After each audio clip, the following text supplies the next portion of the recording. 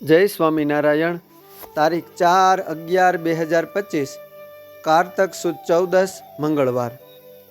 એક સમયે મહારાજ ધાંગધ્રા પધાર્યા ને ત્યાં રાત્રિ રહ્યા। તે રાત્રિએ ગામ મેથાણમાં જીજીબાને સ્વપ્નમાં મહારાજના એવા દર્શન થયા છે જાણે મહારાજ ધાંગધ્રથી મેથાણ આવે છે। પછી સવારે જીજીબાઈ કાકાભાઈને કહે, આ ઘોડો વસમો છે, તેને ધાંગધ્રા લઈ જઈને વેચી આવો।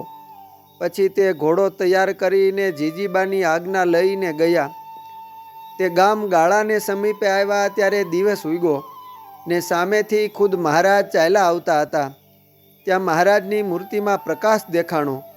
તે જોઈને કાકાભાઈના મનમાં એમ થયું છે, હું આથમણો જાઉં છું ને આ સૂર્ય આથમણા ઉગ્યા મને જણાય છે, તે મને દિશભ્રમ થયો કે શું? પછી એમણે તો વળી પશ્ચિમ દિશામાં જોયું, ત્યાં તો મહારાજ તે તેજને વિશે લીન કરીને મનુષ્ય રૂપે તેમને દર્શન દીધું। પછી સમીપ આવ્યા એટલે કાકાભાઈએ મહારાજને ઓળખ્યા। પછી ઘોડેથી ઉતરીને મહારાજને દંડવટ કરીને મળ્યા। કાકાભાઈએ મહારાજને ઘોડે બેસાડ્યા। ત્યાંથી ચાલ્યા તે માર્ગમાં મેલીકારના ઘોડા 50 ઊભા હતા। તે જોઈને મહારાજ કાકાભાઈને કહે છે, આપણે માર્ગ મૂકવો નહીં। પણ તે મહારાજને જોઈને ત્યાંથી ચાલી નીસરા। ગામ મેથાણથી સામૈયું આવ્યું। તે મહારાજને સન્માન કરીને મેથાણ લાવ્યા। મહારાજ પૂજાજી અને કાકાભાઈના ઉતરાદા બારના ઓરડાની ઓસરીએ ઢોલિયા ઉપર વિરાજમાન થયા। સર્વે હરિભક્તો મહારાજને દર્શને આવતા હતા।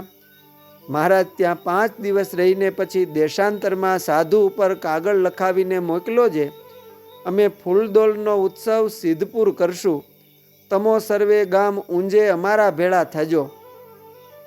કોઈક દિવસ મહારાજ પ્રથમ મેથાણ પધાર્યા ત્યારે પૂજાભાઈ ને કાકાભાઈના ઉતરાદા બારના ઓરડાની ઓસરીએ વિરાજમાન થયા।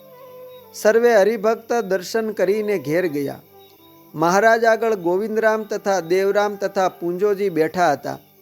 બીજા ઓરડામાં કમાડ વાંસીને જીજીબા બેઠા હતા।